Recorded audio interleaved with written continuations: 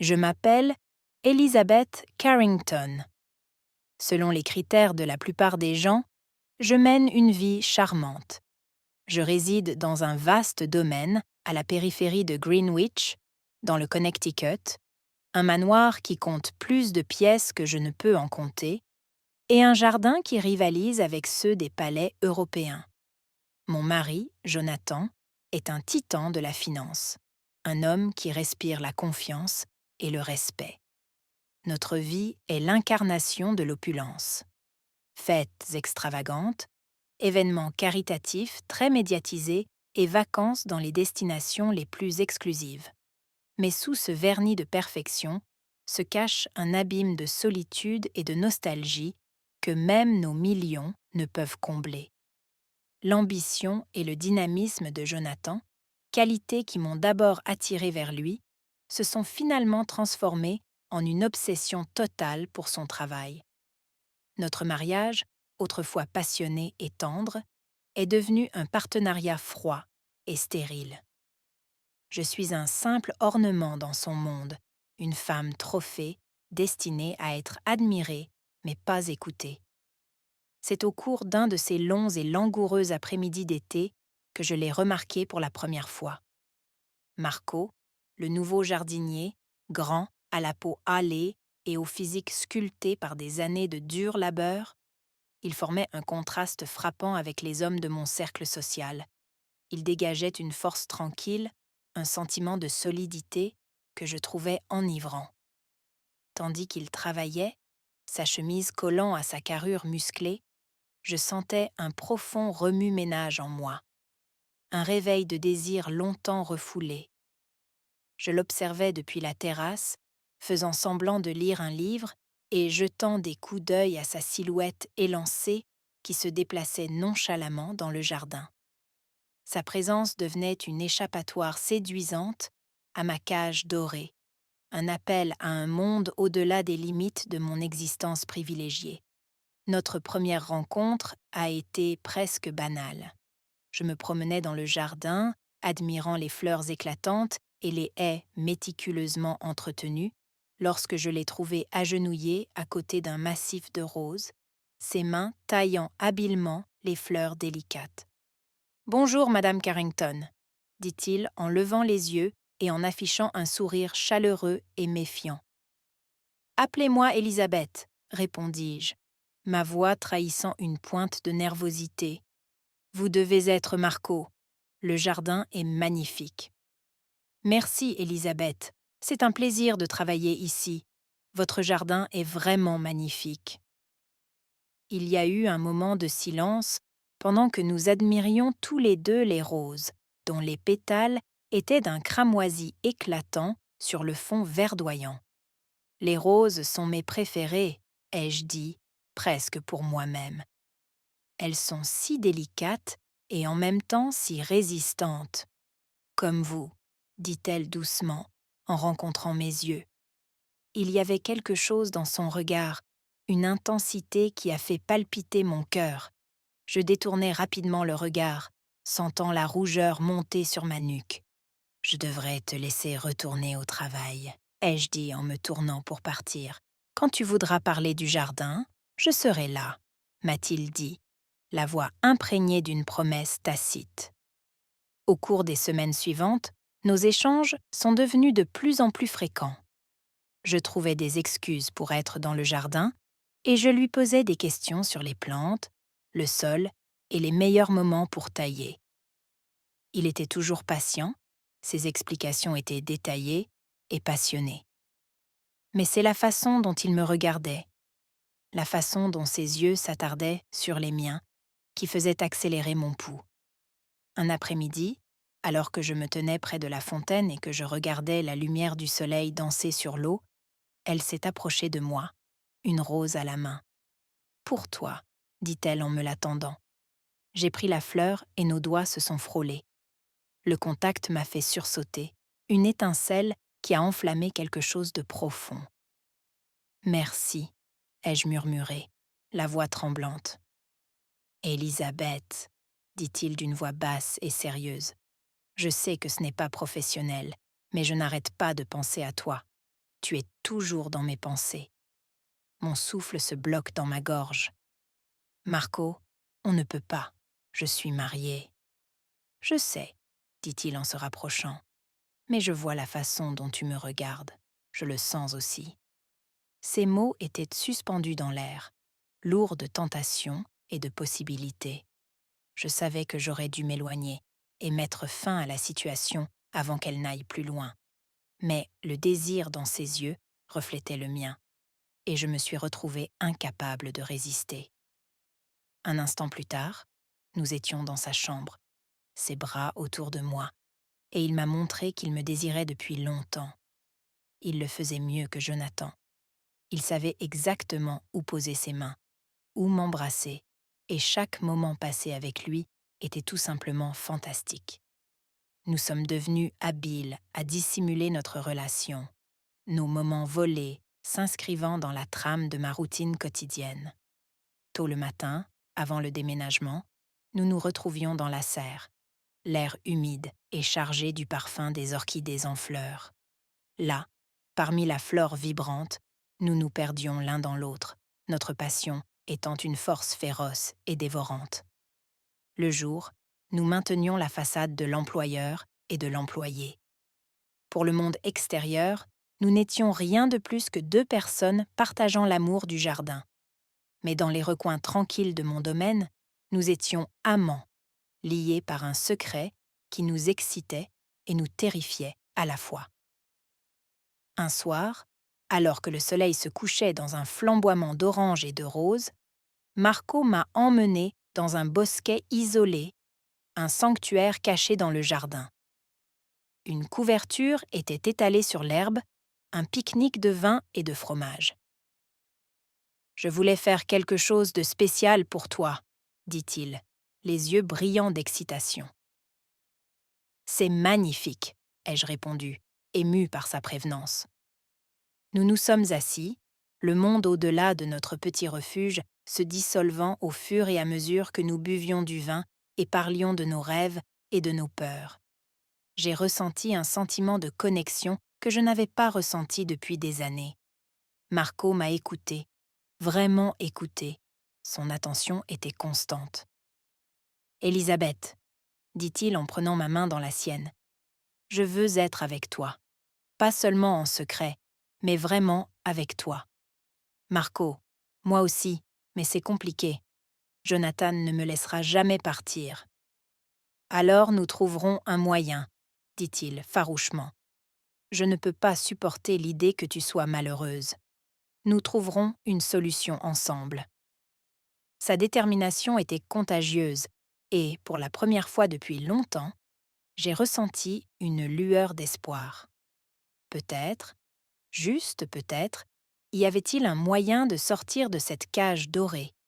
Au fur et à mesure que notre relation s'approfondissait, le danger de la découverte augmentait. Jonathan était un homme fier de son contrôle et de sa domination, et l'idée que sa femme ait une liaison était impensable.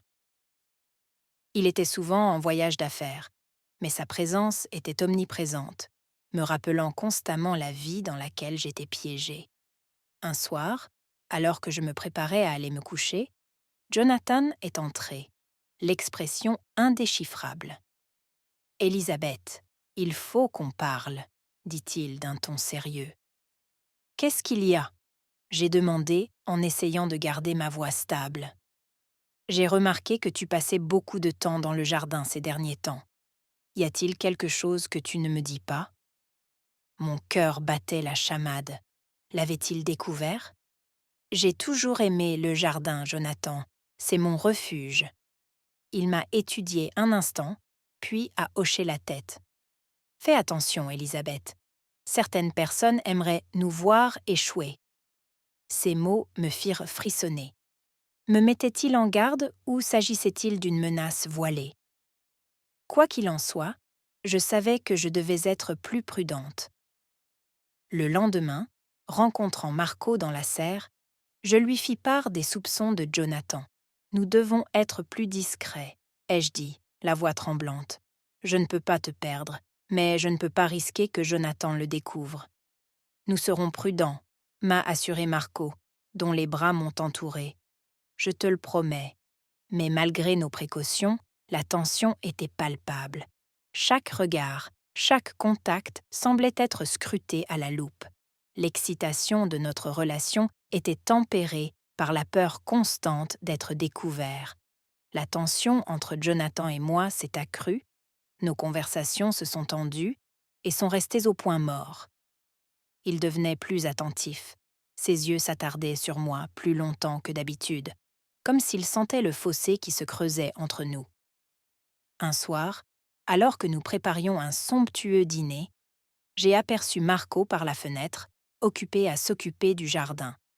Nos regards se sont croisés et, pendant un bref instant, le monde extérieur a cessé d'exister. C'était une connexion fugace, mais elle a suffi à raviver le feu en moi. Après le départ des invités et la retraite de Jonathan dans son bureau, je me suis glissée dans le jardin, le cœur battant.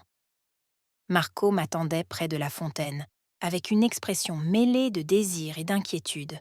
« Nous ne pouvons pas continuer comme ça, » dis-je, la voix brisée. « Jonathan commence à avoir des soupçons. »« Je sais, » dit Marco en m'attirant dans ses bras. « Mais je ne peux pas te laisser partir. Je t'aime, Elisabeth. » Les larmes me montent aux yeux. « Je t'aime aussi, Marco. Mais qu'allons-nous faire ? » « Nous le découvrirons, » dit-il en m'embrassant profondément. Je te le promets. Les jours suivants ont été un tourbillon de regards volés et de chuchotements précipités. Nous sommes devenus des experts dans l'art de cacher notre relation, nos rencontres étant soigneusement planifiées et exécutées avec précision. Mais la peur constante d'être découverts nous oppressait, jetant une ombre sur notre bonheur. Un après-midi, alors que j'étais dans le bureau en train de fouiller dans des papiers, j'ai trouvé une lettre adressée à Jonathan. Elle provenait d'un détective privé qui détaillait la surveillance dont Marco et moi faisions l'objet. Mon sang s'est glacé à la lecture du rapport, des photos de nous deux, des comptes rendus détaillés de nos rencontres. Jonathan savait. Il nous surveillait depuis le début. La comparaison était inévitable. Ce soir-là, Jonathan rentra à la maison plus tôt que d'habitude, le visage figé dans un masque de fureur contrôlée. « Elisabeth, il faut que nous parlions, » dit-il d'une voix froide et tranchante. Je l'ai suivi dans le bureau, le cœur battant dans ma poitrine. La porte se referma derrière nous avec un dernier claquement, nous enfermant dans une pièce où régnait une forte tension. « Je sais pour vous et le jardinier, » dit-il en jetant le rapport du détective privé sur le bureau. « Depuis combien de temps cela dure-t-il ? Depuis combien de temps couchez-vous avec ce type ?» J'ai eu du mal à trouver ma voix. « Jonathan, je... » Sur ce, il est sorti en trombe de la pièce, me laissant affalée sur une chaise, le corps secoué de sanglots. Les jours suivants, le comportement de Jonathan est devenu de plus en plus erratique. Il disparaissait pendant des heures, puis revenait avec un regard froid et calculateur. Je savais qu'il préparait quelque chose, mais je n'arrivais pas à savoir quoi. Marco et moi avons continué à nous rencontrer en secret, et le temps que nous passions ensemble était rempli de tension et de peur. Nous savions que nous étions à court d'options, que la punition de Jonathan était imminente. « Nous devons partir, » dit Marco un soir, d'une voix pressante. « Nous ne pouvons plus rester ici. C'est trop dangereux. Ton mari ne m'a rien dit, mais il prépare quelque chose. »« Mais où irons-nous » demandai-je, l'esprit en ébullition. « N'importe où sauf ici, » a-t-il dit. « Nous repartirons à zéro. Nous construirons une nouvelle vie ensemble. » L'idée était à la fois terrifiante et exaltante. Laisser derrière moi tout ce que j'avais connu, abandonner la vie de luxe pour avoir une chance de connaître le vrai bonheur, c'était un risque, mais j'étais prête à le prendre. Cette nuit-là, pendant que Jonathan dormait, j'ai préparé un petit sac contenant l'essentiel et j'ai rejoint Marco dans le jardin. Nous nous sommes dirigés vers sa camionnette, l'air de la nuit étant chargé du parfum des fleurs écloses et de la promesse de liberté. Alors que nous nous éloignions de la propriété, j'ai ressenti un sentiment de libération que je n'avais pas connu depuis des années. Mais la route était incertaine et je savais que notre voyage était loin d'être terminé. Notre fuite n'a pas été sans difficulté. Jonathan avait un long rayon d'action et je savais que ce n'était qu'une question de temps avant qu'il ne nous poursuive. Nous avons voyagé de nuit, en logeant dans des motels et en restant discrets. Malgré la peur et l'incertitude, notre liberté retrouvée nous procurait un sentiment d'exaltation. Nous n'étions plus liés par les contraintes de notre vie antérieure, et chaque jour apportait de nouvelles possibilités. Nous avons trouvé une petite ville sur la côte, loin des regards indiscrets du monde que nous avions laissés derrière nous. Marco a trouvé du travail dans une pépinière locale et j'ai repris la peinture, une passion oubliée depuis longtemps qui me soulageait. Notre vie était simple, mais c'était la nôtre. Pour la première fois, je me suis sentie vraiment comblée. Mais l'ombre de notre passé planait. Un soir, alors que nous marchions sur la plage, Marco s'est tourné vers moi, l'air grave. « Elisabeth, nous ne pouvons pas continuer à fuir. Nous devons affronter Jonathan et en finir une fois pour toutes. » L'idée me terrifiait, mais je savais qu'il avait raison. Nous ne pouvions pas vivre dans la peur, en regardant toujours par-dessus notre épaule. Nous devions affronter Jonathan, mettre fin à sa poursuite. Un plan étant prêt, nous sommes retournés à Greenwich, la ville qui avait été notre foyer. C'était une démarche risquée, mais c'était notre seule option. Nous avons donné rendez-vous à Jonathan dans un endroit isolé, un endroit où nous pourrions le confronter sans interférence. Pendant que nous attendions, mon cœur battait la chamade d'impatience et de peur. Lorsque Jonathan est arrivé, son visage était un masque de fureur contrôlée. « Vous avez eu tort de revenir » dit-il d'une voix grave et menaçante. « Nous sommes ici pour mettre fin à tout cela » dit Marco en s'avançant. « Vous devez nous laisser tranquilles. » Jonathan rit, d'une voix froide et amère. « Tu crois que tu peux t'éloigner de moi ? Tu es à moi, Elisabeth. Tu ne seras jamais libre. » Ces mots étaient comme un poignard dans mon cœur, mais je restais ferme dans ma position. « Je ne t'appartiens pas, Jonathan. Tu ne m'as jamais possédée. Je mérite d'être heureuse, de vivre ma vie sans crainte. » La tension était palpable, le silence assourdissant. C'était une impasse, une bataille de volonté qui allait déterminer notre avenir. D'un geste brusque, Jonathan s'élance sur Marco, laissant exploser ses poings. Les deux hommes se font face, dans un combat intense et brutal. Je regardais la scène avec horreur, le cœur serré. Mais Marco était fort, sa détermination était alimentée par son amour pour moi. D'un dernier coup puissant, il a fait tomber Jonathan au sol, la poitrine gonflée par l'effort. « Laissez-nous tranquilles » dit Marco, la voix tremblante d'émotion. « Si tu t'approches encore de nous, je n'hésiterai pas à protéger ce qui m'appartient. » Jonathan s'est allongé sur le sol, vaincu et humilié. Pour la première fois, j'ai vu une lueur de peur dans ses yeux. Il savait qu'il avait perdu. Mais soudain, il a attrapé un petit pistolet caché dans sa chaussure et l'a pointé sur Marco. « Tu ne peux pas la voir. Elle est à moi. Rien ne changera jamais cela. » Avant que Marco ne puisse dire quoi que ce soit, Jonathan a appelé ses hommes. Une camionnette noire nous a emmenés. C'est la dernière fois que j'ai vu Marco, et je ne sais même pas s'il a survécu à l'accident. Maintenant, je suis de retour dans ma villa ennuyeuse et Jonathan s'est transformé en monstre. Il dit que je suis à lui et qu'il ne pourra jamais me laisser partir. Chaque fois que j'essaie de poser des questions sur Marco, il menace de me tuer à mon tour. Vous enfuiriez-vous ou que feriez-vous?